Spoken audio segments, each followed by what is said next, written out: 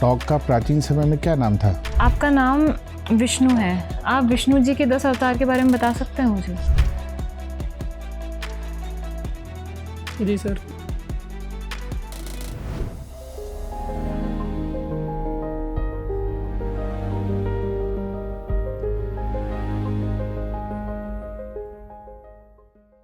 मैं come in sir. आइए, good afternoon sir. Good afternoon. Good afternoon. बैठिए। Thank you sir. अपना नाम बताएं, बिना थोड़ा संक्षिप्त परिचय दीजिए अपना। सर मैं टोंक जिले का रहने वाला हूँ। एक कृषि फैमिली से बिलोंग करता हूँ। मैंने मेरी 10वीं कक्षा मेरे गांव से ही 80% के साथ उत्तीर्ण की है, विनोबा विद्या मंदिर उच्च माध्यमिक विद्यालय से। और कोटा से मैंने 12th की है 2016 में। उसके बाद सर बीएससी की है मैंने 2020 में लाल बहादुर शास्त्री पीजी कॉलेज जयपुर से ही। और 2023 में मैंने बीएड किया है सर। ठीक है, तो आप टोंक से बिलोंग करते हैं। जी सर। टोंक का प्राचीन समय में क्या नाम था? सर एक तो टोंकड़ा था, जो मानसिंह के द्वारा जो 12 गांव बोला नामक ब्राह्मण को दिया गया था। ये टोंकड़ा क्षेत्र के 12 गांव, उनके आधार पर इसका नाम टोंक है। और इसका नवाबों की नगरी, राजस्थान का लखनऊ, मीठे खरबूजा का शहर इत्यादि नाम से भी जानते हैं। और पीछे चले, अगर महाभारत कालीन काल में अगर कहा जाए टोंक का क्या नाम था तो? सर महाभारत काल का सर मुझे पता नहीं है। आपको आइडिया नहीं? ठीक है। टोंक में एक बहुत प्रचलित प्रथा है, नाता प्रथा। जी सर। क्या अभिप्राय है नाता प्रथा से? सर नाता प्रथा जो शादीशुदा महिला यदि किसी दूसरे पति के साथ या अपना दूसरा पति मतलब तलाक लिए बिना अगर दूसरे आदमी के साथ रहने लग जाती है, तो फिर जो पुराना पति होता है उसको कुछ पैसे वगैरह दिए जाते हैं नए आदमी के द्वारा। अच्छा अच्छा। तो आपने बीएड कर रखी है। जी सर। तो आपने शिक्षा के क्षेत्र में अपना करियर क्यों नहीं चुना? प्रशासन में आने के पीछे क्या आकर्षण है? सर मुख्य उद्देश्य तो प्रशासन ही था और बैकअप प्लान के तौर पे मैंने बीएड किया है। तो मतलब शिक्षा को आप बैकअप प्लान के रूप में यूज़ करते हैं? नहीं सर, मतलब अगर यहाँ पर अंतिम रूप से चयनित नहीं होता है या फिर यहाँ वैकेंसी में अगर अधिक समय लगता है तो उसके लिए मैंने एज ए करियर में रोजगार की दृष्टि से बैकअप प्लान के रूप में रखा था सर। तो ये बताइए कि आपको प्रशासन में क्यों लिया जाए, ऐसी क्या खूबियाँ आपने? सर मुझे लगता है एक तो मैंने जो प्रशासनिक अधिकारी के लिए जो वांछित योग्यताएं होती है वो प्राप्त की है, जैसे मेंस एग्जामिनेशन और अभी इंटरव्यू में अपीयरेंस। दूसरी सर कुछ गुण मुझे लगता है मेरे अंदर है, उसकी वजह से मैं एक अच्छा प्रशासनिक अधिकारी बन सकता हूँ। जैसे धैर्य का गुण है और कंसिस्टेंसी है, दृढ़ निश्चयता है। मैं किसी भी कार्य को अनुशासित रूप से करने में कंफर्टेबल रहता हूँ, अनुशासित रूप से कर लेता हूँ। ये कुछ गुण है, उसकी वजह से मुझे लगता है मैं एक अच्छा प्रशासक बन सकता हूँ। चलिए ठीक है। ये बताइए अभी हाल ही में मुख्य चुनाव आयुक्त के रूप में किसे नियुक्त किया गया? सर राजस्थान में। भारत में मुख्य चुनाव आयुक्त के रूप में किसे नियुक्त किया गया? सर मैं श्योर नहीं हूँ, अगर आप अनुमति दे तो मैं गेस कर सकता हूँ। ठीक है बताइए। सर नवीन महाजन। नहीं, और किसी का नाम लेना चाहेंगे आप? Sorry sir. चलिए ठीक है। चुनाव आयोग में नियुक्ति को लेकर संसद और न्यायपालिका के बीच में क्या विवाद विद्यमान है? सर चुनाव आयुक्त की जो नियुक्ति है उसके लिए सुप्रीम कोर्ट ने एक समिति गठित करने के लिए अनूप बरनवाल केस में प्रस्ताव दिया है कि एक समिति होनी चाहिए जिसमें सुप्रीम कोर्ट के जज को भी शामिल किया जाना चाहिए। परंतु सरकार का यह मत है कि इसमें जो शक्ति पृथक्करण का सिद्धांत है उसके अनुसार सुप्रीम कोर्ट को जज को इसमें लेना उचित नहीं रहेगा और ये संसद के कार्य में जो है न्यायपालिका का हस्तक्षेप होगा। इसलिए उन्होंने एक समिति का गठित करने का प्रस्ताव सरकार ने रखा है सर। तो अभी सरकार ने इस संदर्भ में कोई बिल वगैरह पारित किया है, नहीं किया है? सर एक बिल पारित कर दिया है और एक कमेटी जो चुनाव आयुक्त के लिए कमेटी होनी चाहिए, उसके अंदर प्रधानमंत्री और लीडर ऑफ ओपोजिशन इन लोकसभा और एक प्रधानमंत्री द्वारा एक कैबिनेट मंत्री जो नियुक्त किए जाते हैं उनकी एक समिति होगी जो चुनाव आयुक्त की नियुक्ति करने का तो पहले जो नियुक्ति में न्यायाधीश शामिल आपने कहा, वो अब शामिल नहीं होंगे न्यायाधीश? सर सिफारिश करने में शामिल नहीं होंगे अभी। अच्छा, आप शामिल नहीं होंगे? नहीं श्योर है आप? जी सर। ठीक है, ठीक। 1857 की क्रांति में टोंक का क्या योगदान था? टोंक का मैम जो टोंक के नवाब थे वजीरुद्दौला, उन्होंने अंग्रेजों का साथ दिया था, परंतु उनके मामा थे मीर आलम खान, उन्होंने विद्रोहियों का साथ दिया था। और टोंक में महिलाओं ने भी 1857 की क्रांति में पार्टिसिपेट किया था। टोंक में जैसे मैम जो निमाइडा का क्षेत्र है ये पहले टोंक रियासत में आता था, तो निमाइडा के अंदर ताराचंद पटेल थे, उन्होंने जैक्सन की जो सेना थी उनका सामना किया था। आपका साइंस बैकग्राउंड रहा है, कौन कौन से सब्जेक्ट्स रहे हैं? मैम केमिस्ट्री, मैथमेटिक्स और फिजिक्स। पीसीएम रहे हैं आपके जी पास मैम। में। अब मुझे बताइए कि कार्बन एक प्रॉपर्टी शो करता है कैटिनेशन की, क्या होती है ये प्रॉपर्टी? मैम हिंदी में मैं अच्छा, मुझे ये बताइए कि आपके टोंक में उपखंड कितने हैं, तहसील कितनी है, अभी 7 तहसील है और 7 ही उपखंड हो गए। और एडीएम कितने हैं? एडीएम का पता नहीं है मैम। अच्छा, टोंक से तोड़कर कोई जिला बनाया गया था? मैम टोंक से प्रॉपर एक थोड़ा सा क्षेत्र लेके टोंक और अजमेर से लेकर केकड़ी का क्षेत्र, केकड़ी जिला प्रस्तावित था परंतु उसको हटा दिया गया है अभी। कौन सी कमेटी थी जिसने प्रस्तावित किया था? मैं अभी रिकॉल नहीं कर पा रहा हूँ मैम। अच्छा, मुझे ये बताइए कि आपने कहा था कि आप कृषि परिवार से बिलोंग करते हैं, जी मैम। तो अभी कोई कैंपेन, कोई अभियान चलाया जा रहा है सेंट्रल गवर्नमेंट द्वारा फार्मर से रिलेटेड? मैम योजनाएं चल रही है काफ़ी सारी, और एक कैंपेन चल रहा है जिसमें किसानों को एक फार्मर आईडी बनाई जा रही है। कैंपेन का नाम मैं रिकॉल नहीं कर पा रहा हूँ अभी। अच्छा, उसमें क्या किया जा रहा है? किसानों का जो डेटाबेस है वो तैयार किया जाएगा, एक आईडी बनाई जाएगी जिसमें उनको एक ही जो प्लेटफॉर्म पे उनके सारी डिटेल्स होंगे और उनको सरकारी योजनाओं की जानकारी मिल सकेगी। उनको ऋण संबंधी जो भी योजनाएं हैं उनसे भी जो उनको लाभ क्या मिलेगा। डेटाबेस क्या है? जैसे किसानों की ज़मीन का, उनके जो संपत्ति है उनका सारा डेटाबेस। जमीन का क्या डॉक्यूमेंट होता है? ज़मीन की मैम एक रजिस्ट्री होती है। अच्छा, और? रजिस्ट्री होती है मैम। अच्छा अच्छा, आपका नाम विष्णु है, आप विष्णु जी के 10 अवतार के बारे में बता सकते हैं मुझे? मैम मैं प्रयास कर सकता हूँ। बताइए। मत्स्य, कूर्म, नरसिंह और वामन और राम, कृष्ण, बुद्ध और अभी कल के अवतार हुआ नहीं अभी। अच्छा, आप मुझे बताइए कि आपके तहसीलदार जी का क्या नाम है? सॉरी सर मैम अभी पता नहीं है। एसडीएम का नाम? गिरधर लाल व्यास जी शायद है। अच्छा, आपके कलेक्टर साहब का नाम? डॉक्टर सौम्या झा है। एसपी साहब का नाम? विकास सांगवान जी। आपके डीजीपी साहब का नाम? सॉरी मैम वो नहीं पता। और सीएस सर? Sorry ma'am. अच्छा, आप ये बताइए कि टोंक में अक्सर देखा गया है कि कुछ कम्युनिटीज़ के बीच में विवाद की स्थिति उत्पन्न हो जाती है। जी मैम। स्पेशली कुछ क्षेत्र हैं ऐसे स्पेसिफाइड, तो मुझे ये बताइए कि अगर ऐसा कोई मामला बनता है और आप एसडीएम वहाँ पर लगे हुए हैं, तो आप उस सिचुएशन को 5 स्टेप्स बताइए कैसे हैंडल करेंगे? मैम मैं ये पहले तो वहाँ पर कुछ क्षेत्र है जिनमें पहले से अगर पता होता है कि यहाँ पर कुछ त्यौहार या उत्सव उनको लेकर अगर विवाद होता है तो मैं उनके पूर्व योजना पहले से तैयार रखूँगा। दूसरा, अलग अलग कम्युनिटीज़ को अलग अलग उनके जो नेतृत्व करता है उनको पहले से ही बुला के मैं उनको कुछ गाइडलाइन जारी करूँगा और उनमें आपस में टकराव ना हो इसके लिए उनके अगर यदि कोई जुलूस निकालते हैं, रैली निकालते हैं या अपने मतलब ये जो डोल नगाड़े उनके साथ अगर वो निकालते हैं कुछ भी, तो उनके लिए अलग अलग समय निर्धारित करूँगा और पुलिस प्रशासन के लिए जो भी दिशा निर्देश होंगे उनको प्रॉपर रूप से मेंटेन करने का प्रयास करूँगा। सर, आप टोंक ज़िले से संबंध रखते हैं और रम्मत लोक नाट्य का नाम आपने अवश्य ही सुना होगा। जी सर। क्या है ये रम्मत? सर मैं भी रिकॉल नहीं कर पा रहा हूँ सही से। सर रिकॉल नहीं कर पा रहे, नाम तो सुना होगा। जी सर। महात्मा गांधी जी के द्वारा जो राष्ट्रीय स्तर पर आंदोलन चलाए गए, जी सर। उनका आप राजस्थान में क्या प्रभाव देखते हैं? उनके द्वारा जो आंदोलन चलाए गए थे उनसे राजस्थान में भी 1927 में अखिल भारतीय देशी राज्य लोक परिषद की स्थापना हुई थी बॉम्बे में। उसके बाद में प्रजामंडल की जो शुरुआत हुई थी, एक तो उनमें जन जागरूकता को लेकर प्रभाव रहा है उनके आंदोलनों का। दूसरा सर, जो राष्ट्रीय आंदोलन से जो राजस्थान के कार्यकर्ताओं का संपर्क स्थापित हुआ था, यहाँ पर प्रजामंडल का जो उत्तरदायी शासन की स्थापना जो लक्ष्य था वो रखा गया। जिस प्रकार उन्होंने अंग्रेजों के विरुद्ध जो विद्रोह किया था उसी प्रकार यहाँ पर राजाओं के खिलाफ अपने स्वशासन के लिए या उत्तरदायी शासन के लिए लोगों ने मांग की। महाराणा प्रताप का नाम सुना है आपने? जी सर। इनके जीवन से आप क्या शिक्षा ग्रहण करते हैं? कोई भी 4 ऐसी शिक्षाएं जो इनके जीवन से आप ग्रहण कर सकते हैं? सर पहला तो वो सभी धर्मनिरपेक्षता का गुण उनमें समावेशित था, एक तो मैं वो रखूँगा। दूसरा, वो एक अच्छे लीडर थे। उन्होंने सभी युद्धों में सभी कम्युनिटीज़ के लोगों को आपस में रख के युद्ध का नेतृत्व किया, तो एक वो है। साहस, शौर्य, वीरता इत्यादि मैं अपनाने की कोशिश करूँगा।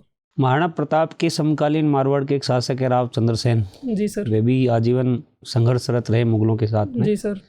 लेकिन इतिहास में जो प्रताप को स्थान मिला वो चंद्रसेन को नहीं मिला, क्या कारण रहा ऐसा? सर चंद्रसेन को मारवाड़ का ऐसे बुला बिसरा राजा कहा जाता है, क्यों कहते हैं बोला बिसरा? क्योंकि उनके बाद जो शासक आए शायद उन्होंने उतना स्थान नहीं दिया उनको। वैसे तो प्रताप का मार्गदर्शक उनको कहा जाता है।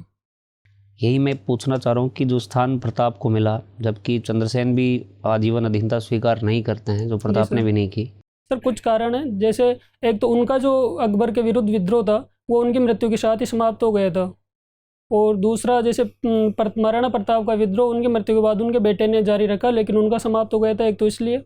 दूसरा, मारवाड़ के जो उदय सिंह थे चंद्रसेन के भाई, उन्होंने अकबर से नागौर दरबार में संधि कर ली थी। बांग्लादेश में हुए तख्ता पलट का भारत के ऊपर क्या प्रभाव आप देख पाते हैं? भारत और बांग्लादेश के जो रिश्ते हैं उनमें। सर जो बांग्लादेश की जो सरकार थी उनके भारत के साथ अच्छे संबंध थे, और वर्तमान में तख्ता पलट के बाद में जो अभी शासन है तो किसका शासन?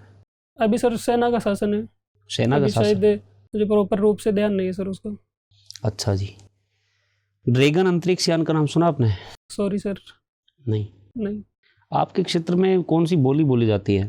सर, ढूंढाड़ी बोली जाती है। ढूंढाड़ी। जी सर। क्या कारण है कि राजस्थानी भाषा को अभी तक मान्यता प्राप्त नहीं हुई है? क्या कारण मानते हैं आप इसके पीछे? सर अभी तक एक तो मातृभाषा के रूप में हिंदी को अपना लिया गया, एक कारण तो ये रहा, और अभी तक इतने प्रयास नहीं किए गए थे। वर्तमान में आंदोलन चल रहा है इसके लिए, परंतु पहले इतने वृहद लेवल पर प्रयास भी नहीं हुए थे। और तो सर ये मैं अभी सोच पा रहा हूँ सर। अगर राजस्थान में ग्रामीण टूरिज्म को प्रमोट करने का अवसर आपको कहीं पर मिले तो क्या क्या विशेषताएं आप बताना चाहेंगे? क्या क्या संभावनाएं आपको नज़र आती हैं ग्रामीण टूरिज्म? जी सर, यहाँ की जो कला संस्कृति है वो एक पहलू हो सकता है। लोकल गांव में जो लोकल कलाकार है आप किस प्रकार प्रमोट करेंगे उसको? सर उनको प्रोग्राम आयोजित करवा के उनको अवसर देके, जैसे अभी राजस्थान सरकार के द्वारा अल्बर्ट हॉल के पास में एक डे फिक्स किया गया है शुक्रवार को सभी लोक कलाकारों को मंच प्रदान करने का अवसर। उसी तर्ज पर गांव में भी उनको लोक कलाकारों को मंच प्रदान करने का अवसर दिया जाए। और सर अभी तो मैं यही सोच पा रहा हूँ। राजस्थान दिवस प्रत्येक वर्ष 30 मार्च को ही क्यों मनाया जाता है? सर जिस दिन राजस्थान की स्थापना हुई थी उस दिन चैत्र शुक्ल विक्रमी संवत 2006 और चैत्र एकम था उस दिन प्रतिपदा जो। सर मैं भी थोड़ा सा कंफ्यूज हो रहा हूँ। जी सर। आपने अपनी हॉबी रखी मेडिटेशन। जी सर। मेडिटेशन हॉबी हो सकती है क्या? जी सर हो सकती है। क्या होता है मेडिटेशन में, हॉबी में? सर इसमें एक ध्यान करने की विधि है जिसमें मन को शांत रखा जा सकता है, तनाव से मुक्त रहा जा सकता है, ये सब इसके लाभ होते हैं। तो एज ए हॉबी और मन को शांत रखने के लिए, दोनों के लिए ये सही है सर। तो आप इससे लाभान्वित हैं? जी सर। इसका असर दिखता है आपको? जी सर। चलिए अच्छी बात है। ये बताइए, इजराइल और फिलिस्तीन के बीच में विवाद के मुख्य क्या कारण हैं? सर एक तो उनका ऐतिहासिक कारण है जो शुरू से उनके इजराइल की स्थापना से ही चला आ रहा है। सेकेंड वर्ल्ड वॉर के बाद में जो इजराइल को वो क्षेत्र दिया गया था, वहाँ पर पहले फिलिस्तीनी जो रहते थे जो उनको वहाँ से निष्कासित करके इजराइल को वो क्षेत्र दिया गया, तो फिलिस्तीनी वहाँ पर शरणार्थी की भूमिका में आ गए, और तभी से इजराइल और फिलिस्तीन के बीच में निरंतर संघर्ष चल रहा है। और सर कुछ अंतर्राष्ट्रीय हस्तक्षेप भी है जैसे अमेरिका का, ईरान का, और तीसरा सर वहाँ पर शिया सुन्नी विवाद भी है। ये कुछ कारण है सर। क्या इजराइल फिलिस्तीन के विवाद में भारत की कोई भूमिका हो सकती है निराकरण में? सर भारत ने 2 नेशन थ्योरी का समर्थन किया है, और दोनों के राष्ट्राध्यक्षों से भारत जो है अच्छे संबंध स्थापित करने का प्रयास करता है सर। मेरा प्रश्न ये है कि क्या भारत इजराइल फिलिस्तीन के विवाद के निवारण में कोई भूमिका निभा सकता है? जी सर, वैसे तो निभा तो रहा है, जैसे क्वाड के अंदर अमेरिका के साथ वार्तालाप के थ्रू, और इजराइल जो अभी कुछ समय पहले रूस के जो राष्ट्रपति थे पुतिन जी, उनसे भी प्रधानमंत्री जी ने रूस यूक्रेन और इजराइल फिलिस्तीन को लेकर शांति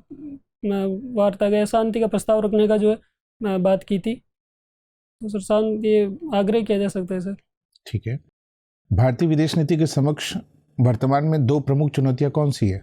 सर एक तो वर्तमान में जो अमेरिका में ट्रंप की सरकार है, ये चुनौती है सर वो उनकी जो अभी कुछ नीतियां वो परिवर्तित कर रहे हैं, उनको लेकर थोड़ा सा असमंजस बना हुआ है। और जैसे कौन सी नीतियां? जैसे सर उनका एक तो रेसिप्रोकल टैक्स था उसके अमेरिका के साथ जो भारत का संबंध है, व्यापारिक संबंध, वो ट्रेड सरप्लस रहा है शुरू से ही, अभी भी वो ट्रेड सरप्लस में है। तो उनके द्वारा जो रेसिप्रोकल टैक्स लगाया जाएगा, उससे भारत के जो निर्यात है उन पर प्रतिकूल प्रभाव पड़ेगा। एक तो यह है। और दूसरा, जो एलन मस्क की जो कंपनी है, उसके द्वारा भी हाल ही में कर्नाटक हाई कोर्ट में याचिका भी लगाई गई है कुछ IT एक्ट की कुछ धाराओं को लेकर। सर, एक H1B वीज़ा को लेकर प्रॉब्लम है, उसमें भी उन्होंने जो है नियम सख्त किए।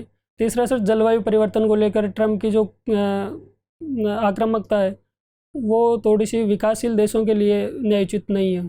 ठीक है। राजस्थान में पंचायती राज के समक्ष आप क्या कमियां देखते हो? सर, एक तो वित्त की कमी है, वहाँ पर लोकल लेवल पर उनको टैक्स वगैरह लगाने का तो अधिकार नहीं है, और ऊपर से भी इतने पैसे उनके पास पर्याप्त नहीं है। दूसरा, कौशल की कमी है सर। स्थानीय जो लोग हैं, उनमें जो भी स्थानीय स्तर पर कर्मचारी होते हैं, उनमें कौशल के लेकर जागरूकता की कमी है, लोग अपने अधिकारों को लेकर जागरूक नहीं है। और जो भी योजना है उनका सर पूर्ण रूप से क्रियान्वयन नहीं हो रहा है अभी वहाँ ग्रामीण स्तर पर कुछ जगह।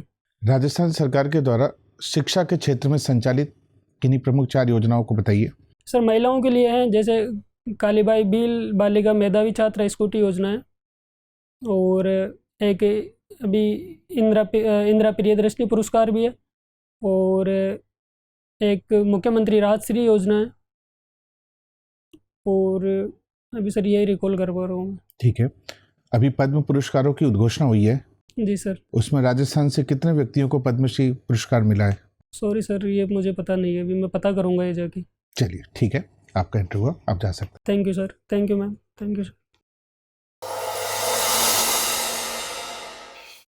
आइए। कैसा लगा विष्णु जी आपको साक्षात्कार देकर? सर, बहुत सारी कमियों का पता चला है। क्या? जैसे? सर, कई जगह फंबल हो रहा है, जैसे आंसर देने में कुछ तथ्यों का भी अभाव है, थोड़ी सी नॉलेज की भी कमी है। कहाँ कहाँ कमी लगी आपको? करंट से तो सर बहुत कम अपडेट लगा ऐसे। और जैसे वो पद्म पुरस्कारों में इनका कुछ आइडिया है नहीं अभी। एक तो अपने को थोड़ा सा करंट अफेयर्स अच्छे से पढ़ना है। जी सर। दूसरा, जैसे ही कुछ सवाल पूछेगा आपके अधिकारियों के नाम वगैरह पूछे गए, जी सर, तो आपको राजस्थान के चीफ सेक्रेटरी का नाम ज्ञात नहीं है ना? या जिन अधिकारियों के नाम आपने बताए, मैम ने वो टोंक से पूछ रहे थे, तो CS में वो तो पूछा ही जाएगा उसी हिसाब से। ऐसा था नहीं सारे सवाल टोंक से रहेंगे, है ना? सवाल तो IR से, तो पॉलिटी से, तो इकोनॉमिक्स से, किसी भी विषय से जा सकता है। तो ऐसी स्थिति में पहले प्रश्नों को अच्छे से सुने, हम जल्दबाजी नहीं करें, ताकि हो सकता है हमें आंसर आए तो हम अच्छे से दे सकें। तीसरा, जिन भी अधिकारियों का नाम आप प्रयोग करते हो, तो उनके आगे सम्मान सूचक शब्दों का प्रयोग कीजिए, है ना? श्री शब्द का प्रयोग कीजिए, है ना? चौथा, जैसे ही मैम ने आपसे पूछा कि अल्पसंख्यकों की समस्या को लेकर, तो हमें सीधे एक्शन नहीं लेना है, पहले हमें अपने सीनियर अधिकारियों के ऊपर बात डालनी है कि मैं उनसे परस्पर संवाद करूंगा और उसके बाद फिर मैं निर्णय लूंगा। अर्थात आपको हमेशा अपने सीनियर्स का क्या करना है? सम्मान करना है। बाकी आत्मविश्वास आपका अच्छा है। थोड़ा सा ये करंट अफेयर्स वगैरह जो चीज़ें हैं, इनको थोड़ा सा अच्छे से तैयार कर लीजिएगा। एक आपके ड्रेसिंग सेंस में सॉक्स है ना? हाँ सर। ये और पैंट का थोड़ा सा, उस दिन क्या पहनेंगे आप? सर ये ड्रेस है ना? तो थोड़ा सा या तो सॉक्स बदल लीजिएगा, या पैंट थोड़ा और जो ये गैप है ना, सॉक्स बड़े ले लूंगा। हाँ, बड़े ले लीजिएगा। सर, ड्रेस ये ठीक रहेगी? हाँ, ड्रेस तो ठीक है, जैसे अभी प्रेस करेगा, वो प्रेस वगैरह नहीं होगा। ड्रेस ठीक है, बस थोड़ा सा वो कॉम्बिनेशन जो गैप दिख रहा है ना, हाँ, वो उस गैप को कम कर लीजिएगा, है ना? तो टाई वाई की जरूरत थोड़ी है मैम? नहीं, ऐसा नहीं, जिस पर आप सहज रहें। अगर आपको लगता है कि आप टाई लगा कर सहज हैं तो ठीक है, अगर आपको लगता है कि नहीं आप टाई लगा के सहज नहीं है, तो इसका कोई विशेष फर्क नहीं है। Okay sir. और आप कुछ जानना चाहते हैं हम सबसे? सर, अभी तो दिमाग में आ नहीं रहा है सब कुछ। तो अभी तो आपकी कोई डेट तो है नहीं निश्चित तौर पर, है ना? तो अभी आपके पास पर्याप्त समय है। तो जो चीज़ आपको लगी कि मुझे थोड़ा सा करंट अफेयर्स, थोड़ा सा राजस्थान के प्रशासन के बारे में जानकारी है ना, उनके ऊपर थोड़ा सा वर्क कर लीजिए। बाकी स्थिति अच्छी है। थोड़ा सा बोलने की स्पीड के बारे में ठीक है ना? ज़्यादा फास्ट नहीं है? नहीं, ठीक है, स्पीड ठीक है आपकी, है ना? चलिए, all the best. Thank you sir.